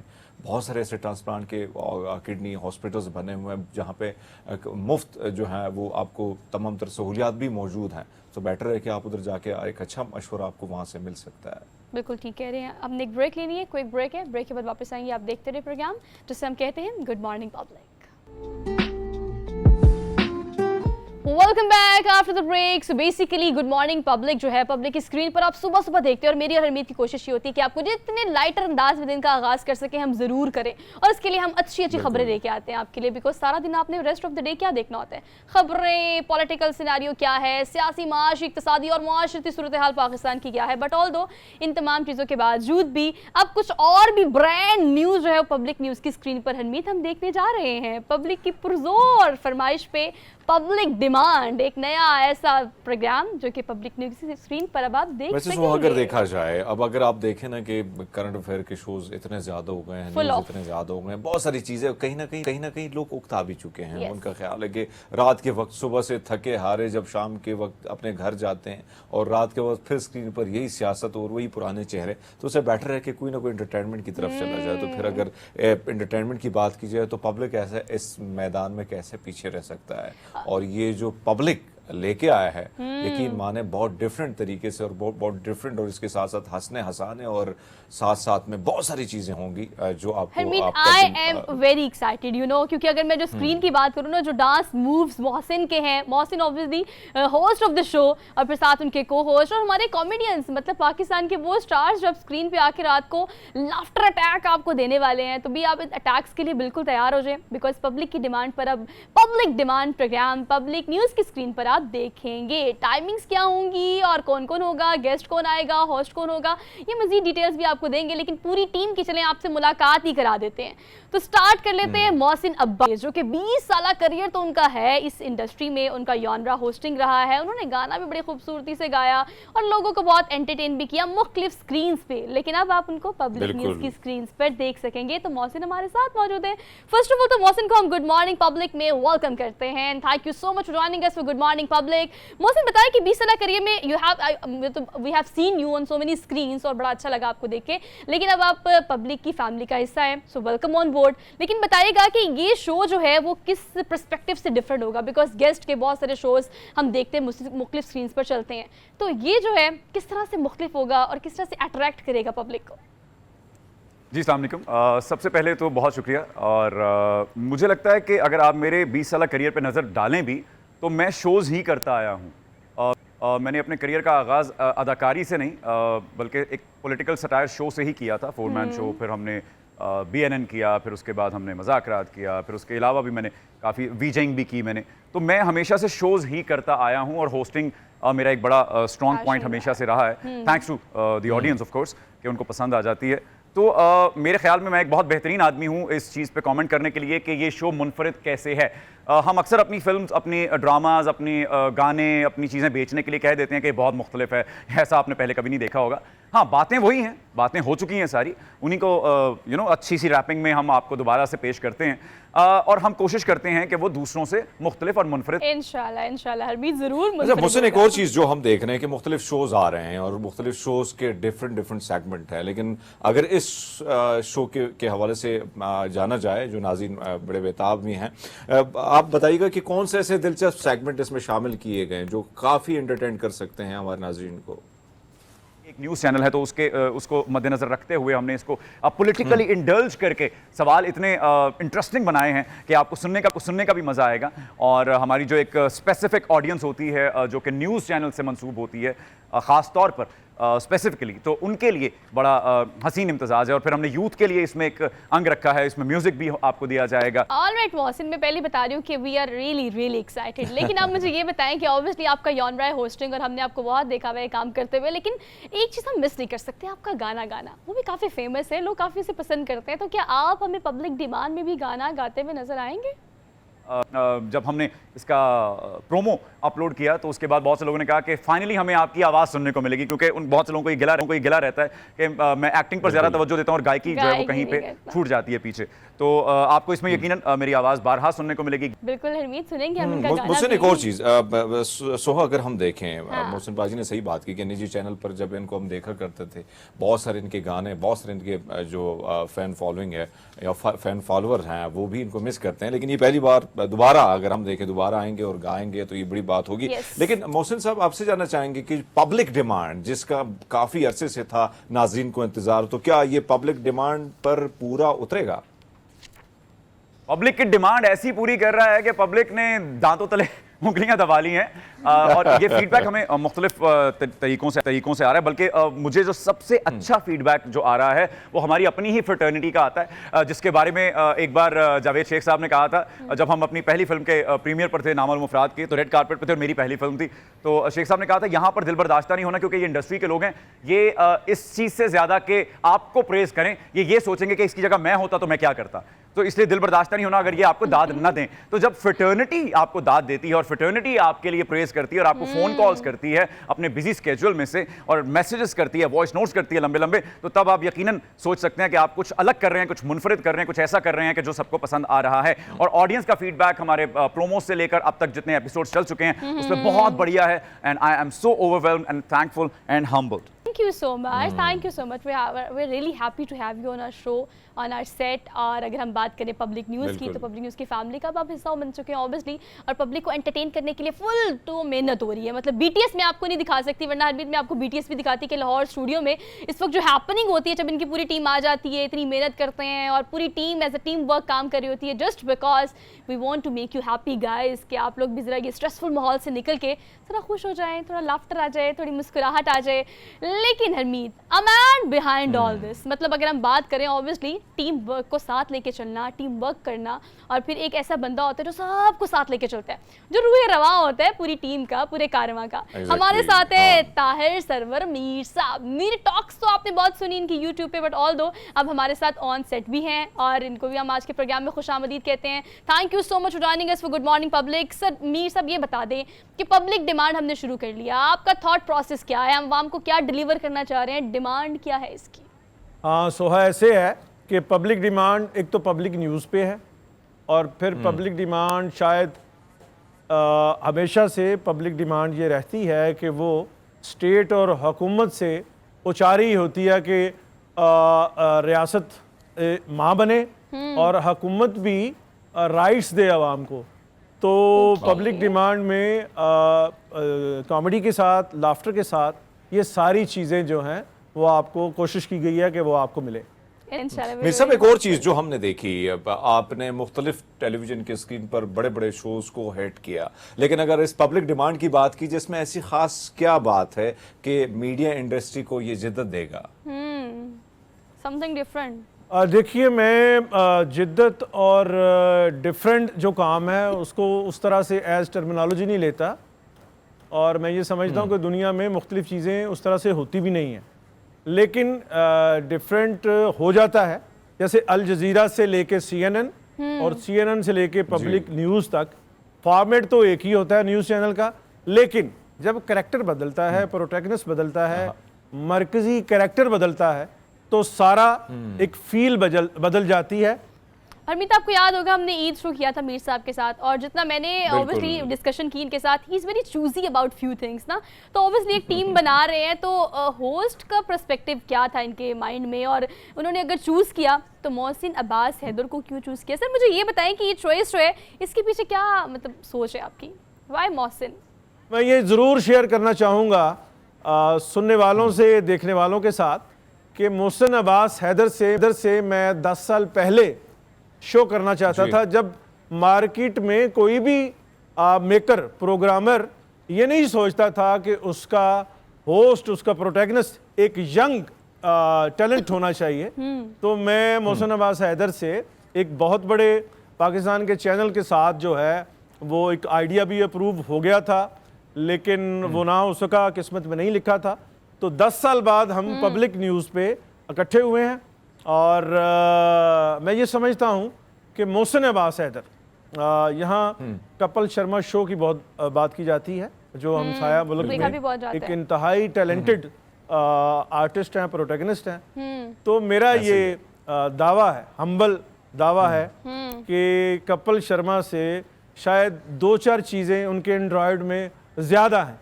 तो वो मैं ज़्यादा बातें नहीं करूँगा, ये आप पब्लिक न्यूज़ देखेंगे, पब्लिक डिमांड देखेंगे पब्लिक न्यूज़ पे, तो फिर आपको पता चल जाएगा कि इस शो में कपिल शर्मा से आगे की क्या चीज़ें ऐड की। Best combination. मेरे सब आपने एक और चीज़ तो बता दी सोहा, कि मोहसिन अब्बास साहब के हवाले से उन्होंने तो बता दिया, लेकिन जब भी शो आता है, जो देखने वाले होते हैं उनको काफ़ी इंतजार होता है कि भाई एक कैरेक्टर तो सामने आ गया, दीगर कितने किरदार हैं। तो पाजी आपसे जानना चाहेंगे कि दीगर कास्ट के हवाले से भी बताइएगा, काफ़ी इंतजार है हम सबको। किसको देखेंगे? मैं ये ज़रूर जिक्र करना चाहूँगा कि मोहसिन अब्बास हैदर के साथ पब्लिक डिमांड में शकील सदीकी हैं, जो मैं ये समझता हूँ कि शकील सदीकी की शक्ल में मेरे शो में उमर शरीफ भी हैं और मोइन अख्तर साहब भी हैं। और शकील साहब का अपना तो अंदाज़ है ही, उन्होंने पूरी दुनिया को हंसाया है।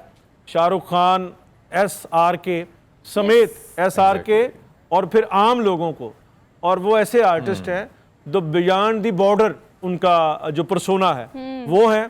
और वाजिद खान, इस लीड कॉमेडियन वाजिद खान है, जो मैं ये समझता हूँ कि पिछले 5 से 10 साल में एक बेहतरीन टैलेंट है, जिसका दिमाग चलता है और ज़ुबान चलती है थिएटर की सेंसिबिलिटी से। थिएटर जो अमानुल्लाह की रवायत है, जो मोइन अख्तर साहब की रवायत है, जो उमर शरीफ साहब की रवायत, वो हमारा थिएटर है।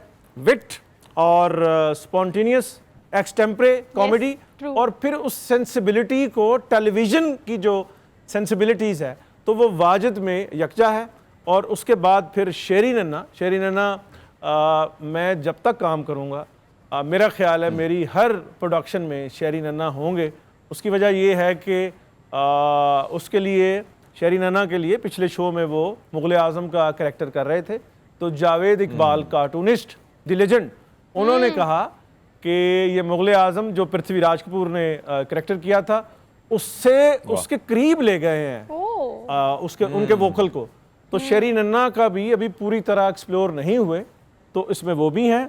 और इज़्ज़त हैं, वो सिंगर भी हैं और हमारे शो में भी हैं, और फलक भट्ट हैं, और इसी तरह और भी जो गेस्ट हैं, तो वो भी हमारे शो का मुस्तकिल कैरेक्टर हैं। तो मैं ये समझता हूँ कि ये मिल के जुड़ के तो एक बिल्कुल आपको एक डिफरेंट फील के साथ शो लगेगा। ये बात तो बिल्कुल ठीक है कि हमने एक बेस्ट कॉम्बिनेशन अभी तक जो आपने डिस्कस किया है वो हम होपफुल हैं कि वो हमें कॉम्बिनेशन एक बड़ा ब्रांड न्यू नजर आएगा ऑन स्क्रीन। बट ऑल दो हरमीत एक पॉइंट ये भी है कि सबसे मुश्किल काम है लोगों को हंसाना, मतलब लाफ्टर लोगों को पंचेस की हंसाना। हम बात करें, लोगों के चेहरों पे मुस्कुराहटें बिखेरने की बात करें, और खासतौर पे पाकिस्तानी अवाम की। तो मेरे साहब ये बताएं कि अवाम जो है ना हमारी वो आजकल बड़ी डिप्रेस है, मतलब आप माशी सूरत हाल मुल्क की देख लें, सियासत को देख लें, फिर हम सारा दिन खबरें सुनाते रहते हैं और अवाम को डिप्रेस करते रहते हैं। लेकिन हमारा काम है भी हमने आपको खबरें देनी है, अवेयर रखना है अपने आपको।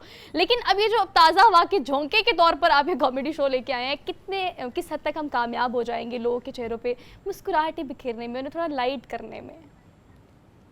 जी जी जी जी ऑफ कोर्स, बिल्कुल। मैं ये दावा नहीं करता कि ये बहुत बहुत बड़ी थेरेपी करेगा, क्योंकि पाकिस्तान के अवाम के मसाइल बहुत हैं।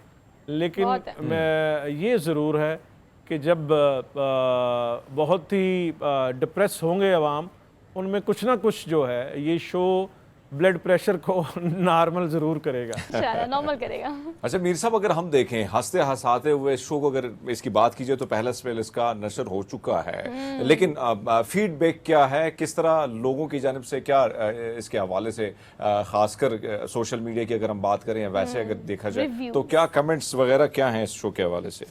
जहाँ इतने अवाम डिप्रेस हैं, तो मैं ये समझता हूँ कि इसमें कुछ ना कुछ होता रहेगा जिससे ब्लड प्रेशर जो है वो नॉर्मल होगी, और शुगर भी कंट्रोल करने का इसमें अक्सरी नुस्खे जो हैं हम बताते रहेंगे। हमारी जो टीम जो कुछ करेगी स्क्रीन पे, उससे ये शायद हो सके। थैंक यू मीर साहब, thank you so much, and we are really hopeful और एक्साइटेड भी हैं हम पूरी team as a Public news.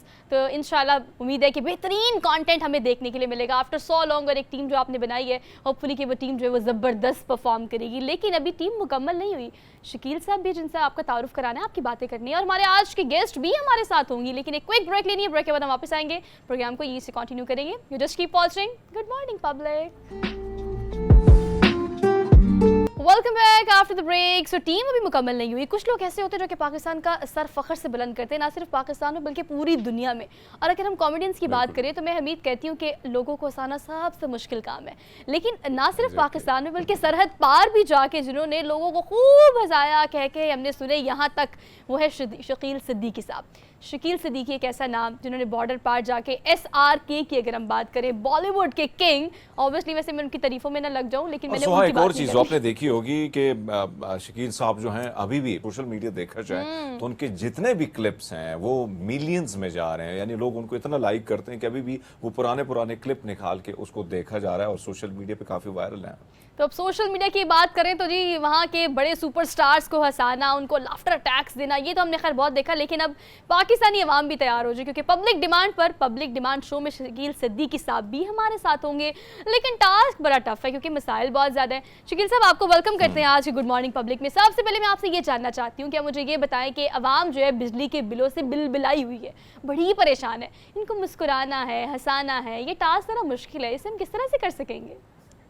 हाँ होंगे, सॉरी, बात पता है क्या है कि कौम तो पूरी बिलबिला रही है Yes. और इसीलिए ये कॉमेडी शो शुरू किया गया है, ये पब्लिक डिमांड, ये ताहिर सरवर मीर साहब का ये प्रोजेक्ट है और Yes. उनके साथ पूरी टीम है और हम उनके साथ हैं। अक्सर अमूमन लाहौर से मुझे बहुत सारी ऑफ़र होती है, लेकिन मैंने बहुत दफ़ा अपनी मजबूरी की वजह से मना कर दिया। लेकिन ताहिर भाई से एक वास्ता है 30-32 साल का, मना नहीं कर उनको सकते। मना नहीं कर पाते हैं, और मुझे इसलिए भी हाँ करते हैं कि वो अच्छा काम करेंगे, कि Yes. बहुत चूज़ी हैं और बहुत वो मेहनत से काम करते हैं। और जहाँ तक आपका सवाल है कि हंसा पाएंगे, ये तो फैसला आप लोग करेंगे। हम तो अपना काम करते हैं, हंसाने की कोशिश करते हैं। और मेरा जो इसमें मेरे जो खासा है पूरी दुनिया में जो मशहूर है स्टैंड अप, तो ताहिर मीर साहब ने इस शो में वो भी रखा है, यूटिलाइज तो करेंगे। इसलिए भी और दिल लगा हुआ है इस शो में कि मेरा काम भी मैं लोगों को दिखा सकूं। तो इंशाल्लाह हम कोशिश करेंगे। इंशाल्लाह। बाकी हंसाने के लिए लोग होने चाहिए, रुलाने के लिए तो बहुत सारी चीज़ें हैं, महंगाई है, बारिश का पानी कमाल है, है, कमाल। असेंबलियाँ हैं और बहुत सारी चीज़ें हैं। तो हंसाने वाले लोग जितने हो। सो ट्रू, सो शकील पाजी, सबसे मुश्किल काम यही है जो आप कर रहे हैं, और अभी आप बात करें तो मुझे ऐसा लग रहा है वो दोबारा वो लाफ्टर वाला सीन आ रहा है। पाजी, आपसे जानना चाहेंगे, बड़े बड़े शो आपने किए, बड़े बड़े स्क्रीन पर आपने हमने आपको देखा, अब पब्लिक डिमांड की बात की जाए तो इसमें आपकी क्या कंट्रीब्यूशन होगी? हाँ। साथ हैं। मैं अपने पहले सवाल के जवाब में बता दिया था कि मेरा खासा जो है, मुझे जिससे पसंद किया जाता है, ताहिर साहब ने उसको हाँ। मतलब उसे ख़ास रख के वो पोर्शन रखा है। तो ये मेरे लिए सबसे खुशी की बात है कि ताहिर भाई ने मुझे समझ लिया है। एक शो हमने पहले भी साथ किया है, लेकिन वो कहते हैं ना आस्ते आस्ते लोग समझते हैं एक दूसरे को। तो ताहिर भाई को जो लगा है वो ये है कि भैया तुम्हारा ये खासा इसमें रहना चाहिए। तो वो आप देखिए हमने किया है, आप कितने कामयाब होते हैं वो आप बताएंगे। ठीक है, इसमें कोई दो राय नहीं, स्टैंड अप कॉमेडी जो है वो आपका खासा है, स्पेशलिटी है, और इसके साथ साथ जॉनरा भी आपका। बट ऑल्दो एक टीम है जो आपके साथ है ना, तो यहाँ पर तो टीम के साथ चल रहे हैं, और बाकी जो लोग आर्टिस्ट आपके साथ काम कर रहे हैं उनके बारे में आपकी क्या राय है? कैसा कॉम्बिनेशन, कैसा कॉम्बो चल रहा है आपका उनके साथ? बात ये है कि ये को होस्ट तो मेरे ये भी हैं, देखो ये बैठा है ना, ये भी शो का हिस्सा है, खंडू। दिखाएं। इसके लिए मैं कहता हूँ मैं खंडू बाम हुई जी डार्लिंग तेरे लिए। ओह माय तो गॉड। ये वो खंडू है, साथ में है खुर्रम अली। अच्छा, तो मेरे को होस्ट में ये भी हैं इस शो का हिस्सा, ये हैं खंडू बाम हुई तेरे लिए। खुर्रम मेरे जोक का एक हिस्सा है, इंडिया में जोक बड़ा मशहूर हुआ था, हो गया, मैंने कहा उसका नाम खुर्रम रखेंगे, वो ये है। और उसका नाम है, अभी उसका रखा नहीं है नाम, किसी अच्छे मौके पर रखेंगे। और इस शो में जो आर्टिस्ट है वो मेरे दोनों भाई हैं छोटे, एक मेरे से वज़न में 3 मन बड़ा है, नन्हा शहरी, और बहुत ही प्यारा बच्चा है, बहुत ही प्यारा आर्टिस्ट है। जैसा आपको बताया मीर साहब ने, कहा उसकी ग्रोथ हो रही है, आगे चल के वो पाकिस्तान का मुस्तकबिल का हमारा पुराना नन्हा साबित होगा वो। मैं उसके लिए ये कहूँगा। और वाजिद के लिए जो बातें उन्होंने की हैं मीर साहब ने, उसको मैं सेकंड करता हूँ। और बहुत ही बादब भी हैं दोनों, और माशाल्लाह से बहुत अच्छा आर्टिस्ट है, बहुत अच्छा आर्टिस्ट है। आगे जाके ये भी अमानुल्लाह 2 बनेगा इंशाअल्लाह, मेरी दुआ है। और रहेगी लड़कियां, तो एक हमारे साथ है पलक भट्ट, ये अर्चना पूरन सिंह बनेगी आगे चल के बड़ी होके। इसकी हंसी में इतनी दम है माशाल्लाह से, और आर्टिस्ट भी बहुत अच्छी है। इज्जत हमारी जो को होस्ट हैं वो बहुत अच्छा गाती हैं और बहुत अच्छा बोलती भी हैं। तो जो चुन के लाया ना, बारिशों में हम निकले थे तो चुन लिया मीर साहब ने हम लोगों को सबको, और इकट्ठा कर लिया। तो इंशाल्लाह पब्लिक डिमांड के मुताबिक होगी, और बहुत अच्छा शो आपको लगेगा इंशाल्लाह। शकील साहब, एक और चीज जो हमने आपको देखा, अपना भारतीय बॉलीवुड के बड़े बड़े स्टार्स को आपने हंसाते और अपने जोक से जिस तरीके से हमने वहाँ मीडिया इंडस्ट्री में आपके क्लिप्स वायरल, और फिर जो आपने खुर्रम की बात की, खुर्रम का क्लिप आजकल भी बड़ा काफी वायरल है। पाजी, आपसे जानना चाहेंगे, आपके दोस्त बिग बी अमिताभ बच्चन और शाहरुख खान की अगर बात की जाए तो काफी दोस्ती भी है आपकी, और अगर हम देखें तो क्या मुस्तकबिल में ऐसा लगता है कि वो इस यानी हमारे शो का हिस्सा बन पाएंगे, पब्लिक डिमांड का गेस्ट होंगे? इंशाल्लाह आगे जाके ये शो और बड़ा होता चला जाएगा, जैसे इसकी उम्र बढ़ेगी इसका कद भी निकलेगा, और बहुत जल्दी निकलेगा, क्योंकि मेरा जो होस्ट है ना वो बहुत शरारती भी है। और जैसे कि आपको ताहिर साहब ने बताया कि वो कपिल शर्मा, और वो क्योंकि वो भी गाता है, मेरा होस्ट भी गाता है, और मेरा होस्ट ज़्यादा सुरीला है। मेरा माफ़ी चाहता हूँ कपिल, तो मेरा भाई है छोटे, लेकिन वो ज़्यादा सुरीला है, क्योंकि तुम्हारा गाने का काम नहीं, उसका गाने का भी काम है कमबख्त का, क्या करें।